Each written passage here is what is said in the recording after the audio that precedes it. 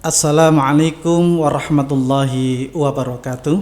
Waalaikumsalam warahmatullahi wabarakatuh. A'udzu billahi minasyaitonir rajim. Bismillahirrahmanirrahim. Alhamdulillahirabbil alamin. Alhamdulillahilladzi an'ama 'alaina bi ni'mati iman wal islam. Asyhadu an la ilaha illallah wahdahu la syarikalah wa asyhadu anna Muhammadan 'abduhu wa rasuluhu la nabiyya ba'dah. Rabbi shrahli sadri wa yassir li amri fahlul 'uqdatam min lisani yafqahu qawli amma ba'du.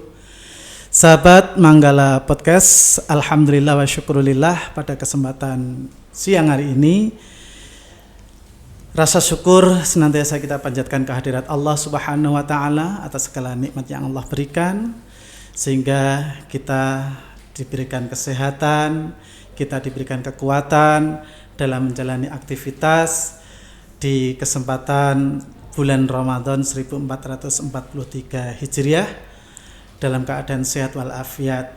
Salawat dan salam semoga senantiasa curah kepada baginda Rasulullah Muhammad sallallahu alaihi wasallam yang selalu dan senantiasa kita jadikan uswatun hasanah dan kita nantikan syafaatnya min hadis sa'ah ila yaumil qiyamah.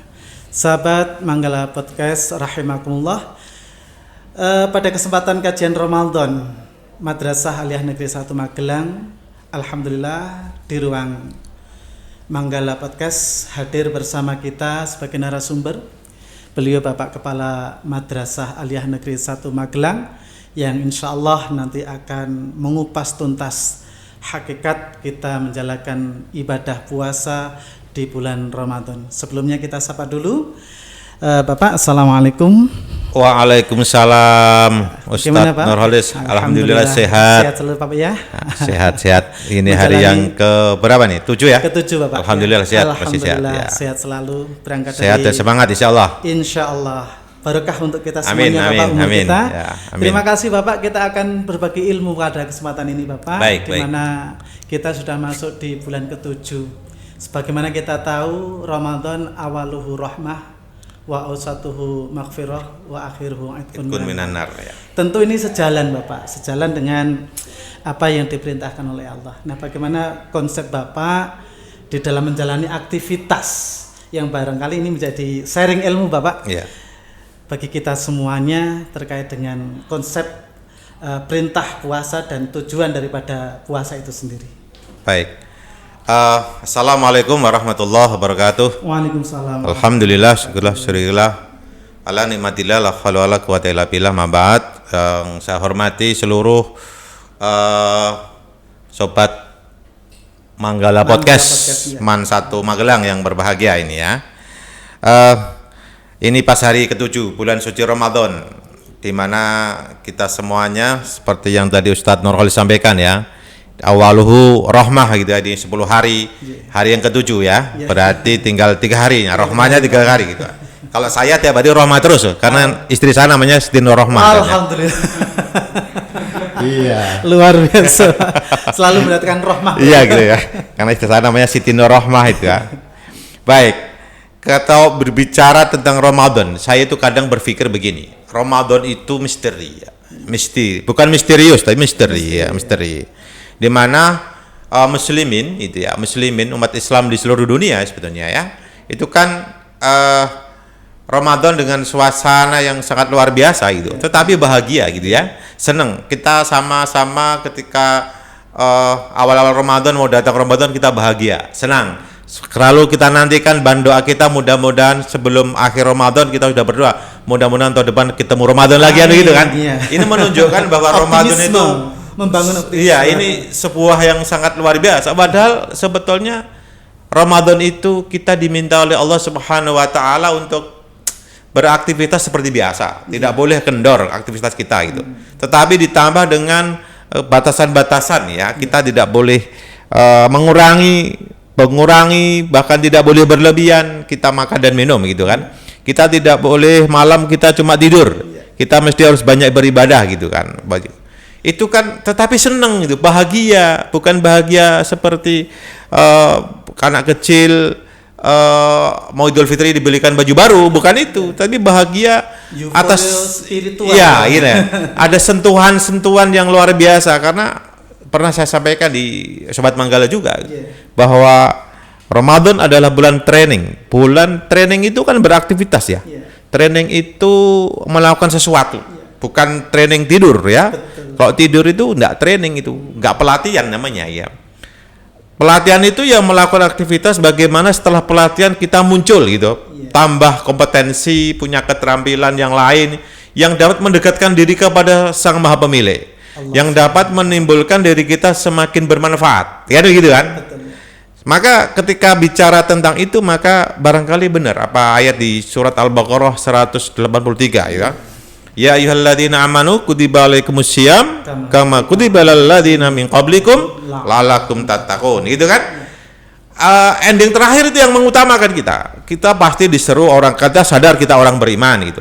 Seruan terakhirnya la'allakum tattaqun. Kenapa? Kamu diwajibkan puasa sebagaimana diwajibkan orang-orang sebelum kamu, berarti ada syariat puasa itu bukan hanya untuk umat muslimin sebetulnya. Umat non muslim dulu pun sudah diwajibkan untuk berpuasa. Gitu kan.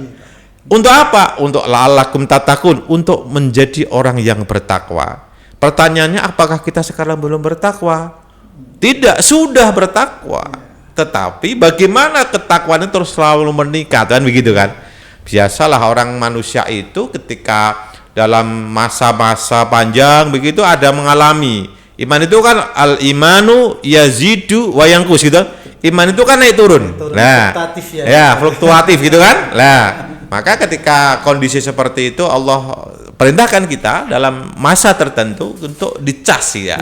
Untuk bisa pada tracknya kembali gitu kan gitu. Sehingga kalau kita tracknya kembali, maka perlu ada pelatihan-pelatihan. Nah, gitu kan. Nah, pelatihan adalah ya ini tadi kita diminta untuk menjadi puasa agar terus menerus ya, terus menerus menjadi orang yang bertakwa gitu lah. Kira-kira begitu. Produktif ya. Nah, sekaligus juga produktivitasnya tidak menurun. Betul, gitu kan. Wah, enak ya, wong tidurnya orang puasa saja dapat pahala gitu. Terus tidur terus gitu kan. Tapi pertanyaannya, ngajinya orang puasa, sholat tahajudnya orang puasa, bekerjanya orang puasa, apakah dapat pahala lebih dari sekedar tidur kan begitu kan gitu. Inilah semangat inilah yang kemudian mesti harus terus dibangun gitu kan. Jangan peh-pehane puasa, kerjaan kita menjadi menurun, pengabdian kita menjadi berkurang gitu kan. Mendidik anak-anak kita di madrasah, wah tidur aja di kelas gitu kan, dinglok di mejanya gitu kan. Anak dibiarkan saja, itu namanya bukan puasa yang produktif ya, bukan yang dimaksud itu oleh Allah Subhanahu wa taala melalui ayat itu gitu loh. Ya. Begini Bapak, berarti ada sebuah proses pembaharuan.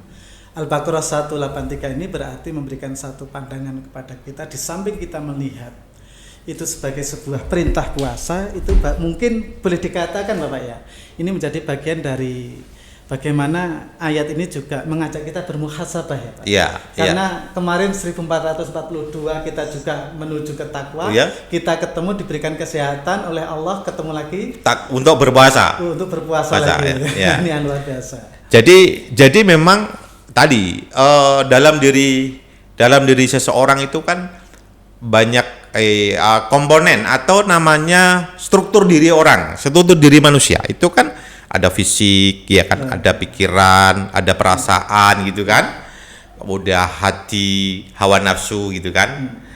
Lah yang menggerakkan kan itu semua. Lah ketika saat-saat tertentu ada yang mendominasi tentang hawa nafsu kita, yang menggerakkan itu, yang akhirnya kita melakukan perbuatan-perbuatan yang kurang tepat gitu kan, kurang bermanfaat gitu kan.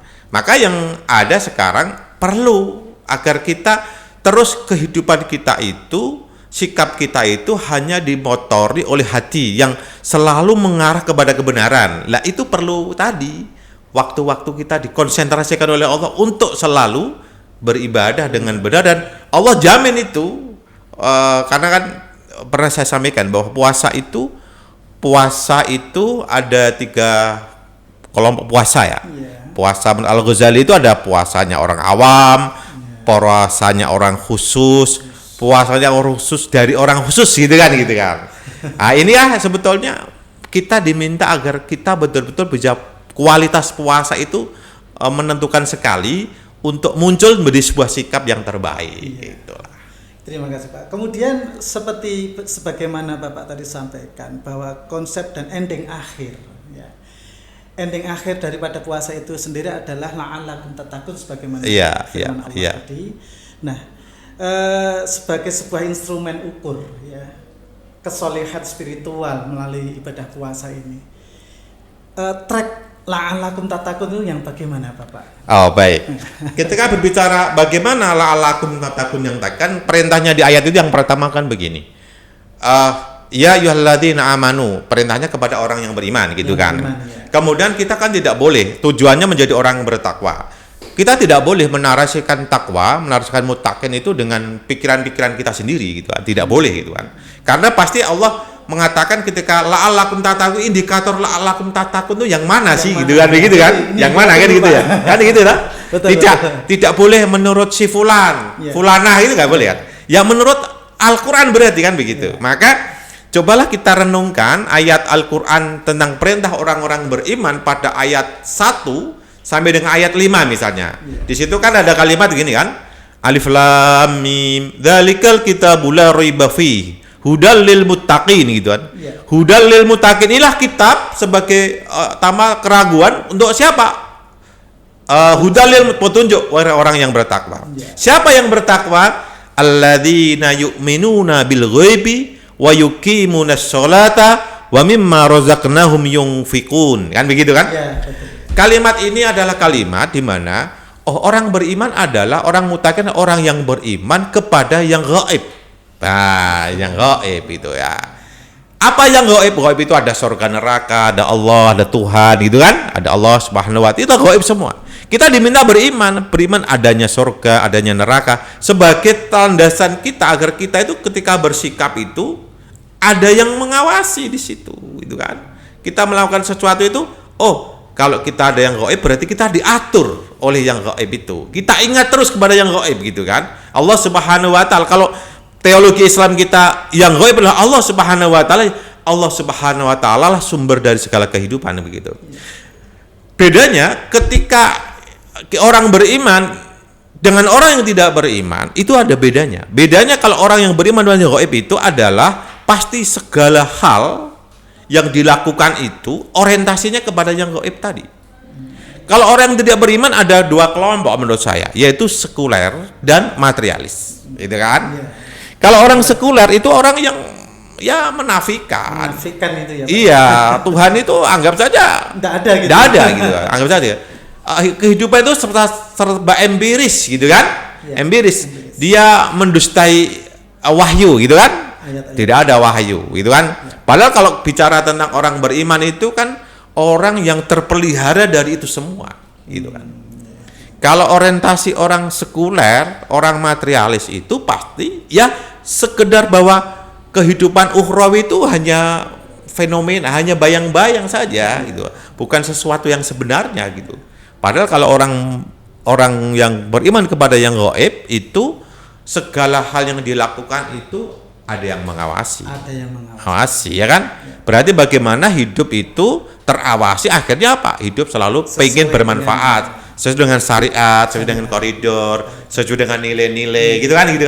Beda dengan orang yang sekuler, orientasinya hanya segera empirik saja, gitu. Berarti konsep takwa di sini belum dikatakan bertakwa ketika seorang hamba itu belum mampu menyatukan dirinya dengan konsep keimanan kepada yang gaib begitu ya Pak? Iya, jadi begini, ketika kita hidup di dunia itu kan orientasi kita kan dunia itu penting, ya. Kemaslahatan di dunia itu sangat penting. Tetapi bagaimana dunia mazra'atul akhirah kan gitu kan. Dunia sadang ladang kita untuk menyiapkan kita di masa depan yang tanpa batas. Ukhrawi kan gitu. Yaumul akhir gitu kan. Kalau kalimat sudah yaumul akhir tidak ada yang lainnya kan gitu. Itu yang sebetulnya. Jadi materi hanya sebagai sarana kita untuk sampai kepada yaumul akhir gitu kalau. Karena bayangkan saja, kalau orang berorientasi hanya duniawi misalnya gitu, pilih mana antara punya dunia tidak bisa memanfaatkan dengan tidak punya bisa memanfaatkan. Kan gitu kan? Pilih mana dua hal itu kan? Pasti kita akan pilih yang tidak punya tapi bisa memanfaatkan. Nah, kemanfaatan ini yang paling utama. Kalau bicara kemanfaatan itu bukan kepada untuk urusan-urusan yang maksiat kan, urusan yang kebaikan ya, kemaslahatan umat kan begitu. Nah inilah Ramadan menurut saya ini harus selalu dibangun gitu kan. Agar saat Ramadan kita betul-betul bisa menggunakan waktu kita sebaik-baiknya hanya untuk menempa diri kita, hanya untuk mentraining diri kita agar keluar Ramadan kita menjadi generasi yang istiqomah, menjadi hamba yang istiqomah, hanya berorientasi kepada kebaikan dan kemaslahatan umat. Gitu. Konsepnya khairun nas anfa'uhum. Ini yang paling kurang lebih seperti ya, itu betul, ya. Jadi dan itu diharapkan lahir setelah kita menjalankan ibadah. Iya, betul. Berarti Ramadan betul-betul ditempatkan sebagai sebuah, kalau dalam bahasa pewayangan itu kawah condro di mukonya gitu. Iya, betul. Jadi kita betul-betul menjadi 1 bulan penuh itu betul-betul kita akan concern bagaimana merenungi hidup kita. Yang 11 bulan sebelumnya kita renungi gitu kan. Kemudian kita lagi cas sekarang gitu kan. Dengan berbanyak amalan-amalan yang Allah janjikan pasti pahala hanya dari Allah saja yang tahu gitu kan. Tidak bisa kita hitung-hitung gitu kan. Segitu luar biasanya daripada puasa Ramadan itu tentang aku diriku sendiri yang berikan pahala gitu kan. Tidak perlu dikatakan berapanya gitu, tapi aku sendiri gitu karena. Maka ketika sudah kayak seperti itu kita difasilitasi Allah yang sangat kalau ibarat hotel ya VVIP ya. VVIP. Bintang 5, lebih dari itu mungkin itu ya gitu. Maka denyutan nafas kita di bulan suci Ramadan, apalagi digunakan untuk baca Al-Quran, untuk kajian, untuk kemaslahatan umat, qiyamul lail kita tidak pernah istirahat gitu kan. Kemudian muncul setelah pasca Ramadan nanti kita menjadi orang yang kayak apa? Kalau tadi saya katakan keluar menjadi metamorfosis lalat ya, ulat itu ya. Ulat ya. Ya menjadi kupu-kupu, menjadi kepompong. Lah kira jadi kepompong sekarang ini. Ya. Jadi kepompong. Kita sedang diproses. Tak jadi kepompong, habis itu keluar berubah menjadi kupu-kupu yang indah. Terbangnya begitu indah dilihat orang ya. Indah terbangnya, ya kan? Terbangnya antar sayap satu dengan sayap yang satunya itu serasi ya, serasi begitu kan. Hingga di mana-mana tidak merusak gitu kan. Yang dimakan yang baik-baik gitu kan. Tidak korupsi gitu kan. Ya, yang bisa bunga madu di situ ya. Tidak pernah merusak yang dihinggapi tidak pernah rusak gitu kan. Kalau sudah seperti itu maka secara teori kita akan menjadi orang yang kehadiran kita itu selalu ditunggu-tunggu. Ya. Karena orientasinya sudah jelas. Ketiadaan kita selalu dirindukan kan begitu pasti menurut saya. Karena apa? Begitu menjelma siapa sih yang nggak suka dengan prototipe itu gitu kan gitu. Insya Allah siapapun itu pasti senang gitu. Dan itulah kita indah. Ya, itulah. Inilah Islam kita ya, ajaran Islam kita itu Islam yang betul-betul rahmatan lil alamin itu seperti itu. Hadir dan menghadirkan konsep rahmatan lil alamin dalam setiap kehidupan. Iya, gitu kira-kira. Ya.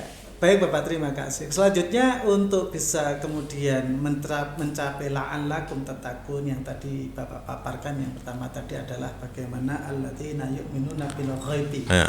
Sambungan dari ayat ini adalah wa yuqimunas shalah Bapak ya. Bagaimana ini kemudian komitmen atau korelasi antara Ramadan, puasa, kemudian di situ menjadi bagian dari orang yang bertakwa sebagai tujuan daripada puasa adalah ciri yang kedua dari orang bertakwa itu adalah wa yuqimunas shalah ya Bapak ya. Wa yuqimunas sholata wa mimma razaqnahum yunfikun gitu ya tulisannya gitu ya. Betul. Lah, makanya kita tahu bahwa Islam itu ada syariat tentang puasa, ada syariat tentang sholat sebagai indikator orang bertakwa itu kan. Ketika berbicara sholat misalnya, sholat itu maka harus sholat yang berkualitas karena sholat itu kan inna sholata tanha 'anil fahsya wal munkar gitu kan. Sholat itu mencegah perbuatan keji dan mungkar kan begitu. Konteksnya ketika kita puasa kita bagus ya, diisi dengan sholat kita, bahkan di bulan suci Ramadan sholat kita perbaiki dengan baik gitu kan, baca Al-Quran yang kita perbaiki dengan baik gitu, dengan roh sholat tadi, sholat dengan inna tahnal fahsya wal munkar jangan jelas sekali. Sholat itu ibarat orang zikir, orang berdoa, efeknya orang yang sholatnya baik, kualitas sholatnya baik, maka pasti tadi tanhanil fahsya wal munkar gitu kan. Habis itu maka sudah terbiasa, pokoknya yang baik-baik sajalah, yang kurang baik tidak kita lakukan. Maka kemudian ditelanjutkan, ini kan kesannya hablum minallah ya. Hablum minallah, hubungan vertikal kita kepada Allah. Tapi efeknya ke horizontal. Kan begitu. Hablum kita baik dalam konteks dengan sholat yang baik, tapi efek horizontalnya sesama manusia mestinya baik. Maka ditanya, kenapa sih sama orang suka bicara kejelekannya orang lain saja?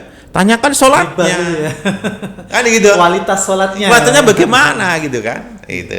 Ya inilah. Kemudian dilanjutkan, wa mimma razaqnahum yunfiqun. Punya rezeki sebagian dia infakkan, yunfikun ya, kita berikan gitu kan. Pedulian sosial. Lah inilah tanya gitu kan. Jadi kalau sudah vertikalnya bagus, lewat sholat bagus, maka pasti karya dunianya, hartanya, yang rezeki yang diberikan oleh Allah kepada orang tersebut yang sholatnya baik, bimma razaqnahum yunfikun, ia gunakan untuk kepentingan-kepentingan perjuangan Islam ya, dan gunakan untuk kepentingan sosial ya, pendamping sosial lah begitu, bukan hanya untuk dirinya. Maka tadi saya bilang kan, punya harta banyak nggak bisa menikmati, punya harta banyak bisa menikmati, pilih mana? Pasti pilih punya harta banyak bisa menikmati. Menikmati untuk apa? Untuk kemaslahatan umat. Wa mimma yunfikun, itulah. Karena semua yang diberikan oleh Allah Subhanahu wa taala itu sebetulnya perintah sangat jelas. Ada sebagian, bukan sebagian kecil, sebagian sepertiganya barang. Itu hak orang lain. Maka harus digunakan untuk kemaslahatan umat. Maka syariat sholat, puasa ditutup dengan apa? Sampai puasa ditutup dengan apa? Dalam 1 bulan memberikan zakat. Cari itu kan. Nah, inilah. Ini sebenarnya dimensi sosialnya sudah ada, dimensi sosialnya, ada dimensi vertikalnya. Ketika orang sudah berkomitmen itu ya, terbiasa dengan sikap-sikap seperti itu, insya Allah kualitas puasanya pasti akan excellent menurut saya. Gitu. Insya Allah begitu ya. Luar biasa Bapak. Ya. Terakhir, wa ulaika humul muflihun ya. Bahwa orang yang bertakwa sebagaimana yang Bapak sampaikan tadi, tentu ending akhirnya adalah akan menjadi hamba-hamba Allah yang beruntung. Gitu kira-kira ya Bapak ya. Oke, terima kasih Bapak, luar biasa kajian Ramadan. Sama-sama, terima kasih. Sahabat Manggala Podcast, demikianlah kajian Ramadan yang begitu luar biasa telah disampaikan oleh narasumber kita, beliau Bapak Haji Handono SAG MPD, Bapak Kepala Madrasah kita yang insya Allah calon kandidat dokter ini ya Pak ya. Kita berdoa Bapak diberikan kesuksesan, kemudahan sehingga gelar dokter segera bisa dicapai. Terima kasih sahabat Manggala Podcast, pada kesempatan ini tentu kita dapat mengambil dan semoga puasa kita mampu mengantarkan kita menjadi hamba-hamba yang muttaqin, yang pada akhirnya kelak kita akan mendapatkan keberuntungan di sisi Allah Subhanahu wa taala.